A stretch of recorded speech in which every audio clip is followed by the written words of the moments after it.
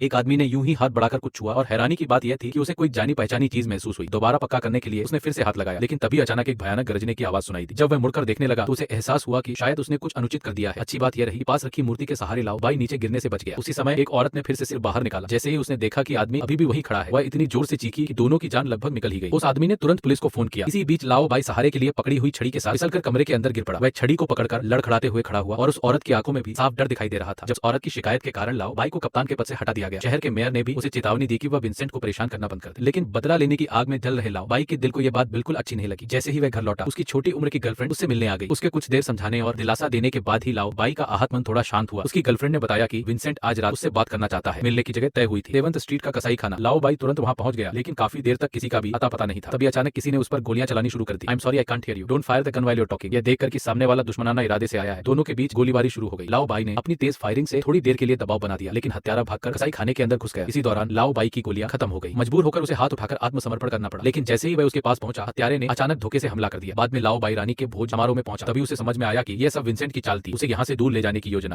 जब वो तलाशी ले रहा था, उसी समय विंसेंट ने पहले ही बंदूक निकाल ली। स्थिति बेहद खतरनाक हो चुकी थी। लाओ बाई ने तुरंत छलांग लगाई और ब्रिटेन की रानी को पकड़कर मेज पर गिरा दिया ताकि गोली उन्हें न लगे। अगले दिन लाओ बाई और रानी से जुड़ी ये घटना खबरों में छा गई, लेकिन किसी ने भी उसकी बात पर विश्वास नहीं किया, जिससे लाओ बाई बेहद नाराज और परेशान हो गया। जब वह अपना सामान समेट कर जाने वाला था, तभी उसकी गर्लफ्रेंड फिर से उसके पास आई। उसने कल की घटना समझाते हुए कहा कि उसे भी विंसेंट ने इस्तेमाल किया था। उसने कहा, मैंने दावत के बाद लुडविक की बात सुन ली थी, तुम शुरू से सही थे फ्रैंक। लुडविक किसी से रानी की हत्या करवाने की योजना बना रहा है और वो बेसबॉल मैच के मैदान में हमला करवाना चाहता है। यह सुनकर कि हत्यारा खिलाड़ियों के बीच छिपा हुआ है, सब लोग तुरंत कार्रवाई में जुट गए।